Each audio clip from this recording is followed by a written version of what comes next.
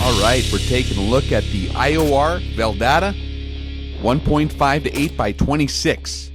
It's a 35mm tube, first focal plane reticle. It has a mil configuration, which means your reticle and your turrets are both in the units of mils. The turrets are specified 1/10 mil-radian increments as far as your clicks. It uses glass exclusively from Schott in Germany, some of the finest glass in the world. It's the first 6:1 magnification ratio scope ever in the world, and it is very compact. It's probably one of the most compact of its type ever produced.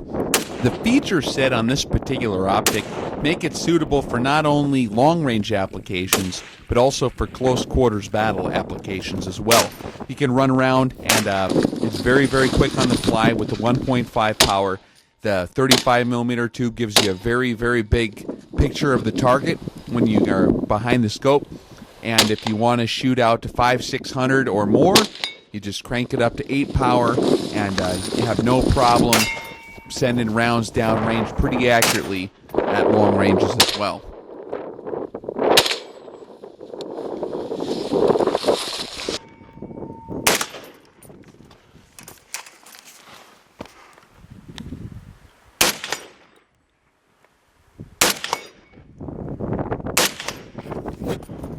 It also has a length of 8.9 inches and a weight of 20.8 ounces.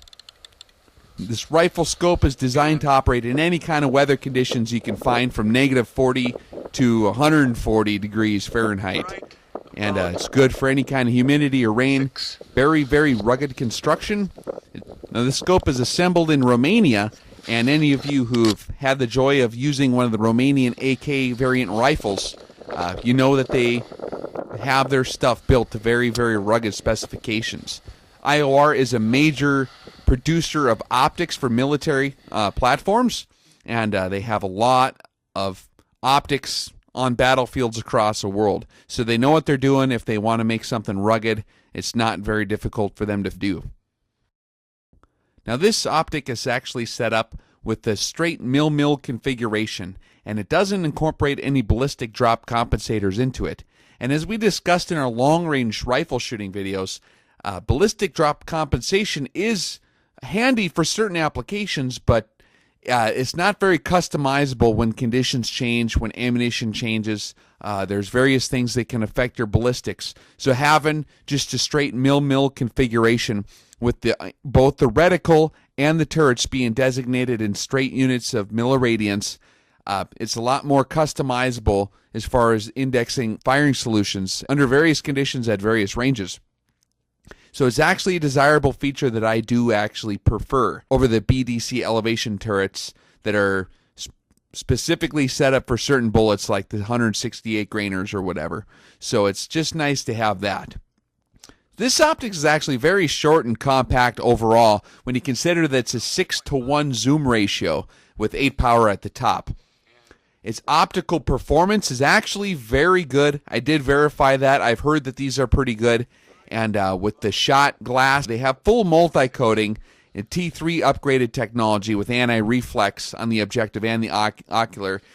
The glass is Schott dual compressed from Germany, so there's absolutely no problems with optical quality. Another thing I noticed too is that there is absolutely no tunneling even at 1.5 power.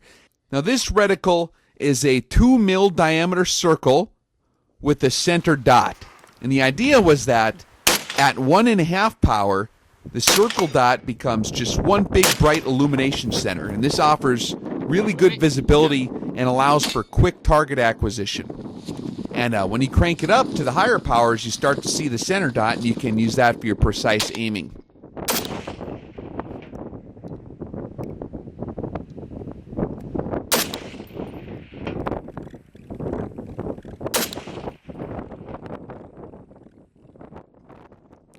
The rest of the reticle does have 0.5 mil and 1 mil tick marks, depending on where you're at in the reticle.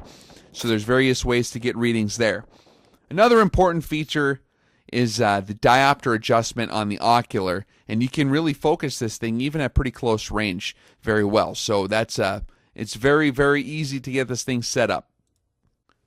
My overall impression of this optic is it'd be extremely well suited for an AR platform, especially if you have an AR-10 or an AR-15 and you want to do some mixed up shooting. You want to do long range shooting, but you still want that close quarters capability. This is an excellent way to go. And they offer a lot of other lineups that are similar to this, but this particular one actually is a pretty good configuration for that purpose, especially when you factor in the ruggedness that IOR Valdada basically has in most of their optics. This thing is every bit as tough. You got a pretty good sized tube, and you can tell just from dealing with it, it's pretty stout. So it's definitely a battle-worthy optic. It's something that you could trust if you ever had to use it for serious applications. So take a good solid look at this optic and see if it's going to fill in that void. But any kind of designated marksman type purposes on a semi-automatic platform especially, I think this thing is a pretty good choice. And this gives you a bit more long-range capability than your Trident ACOGs are going to have. Although they're very, very nice optics, they're not really set up. The 8 power on this Trident scope is really going to give you a lot better ability to even see what's going on downrange. And we're dinging targets at 500-600 with this, no problem. A guy could probably push it out to 1,000 if you had a 308 platform you're using. So this is truly from point blank range all the way out to your max range of your semi-automatic calibers that are going to be common, your 308s, your 223s, that's going to work pretty good for that.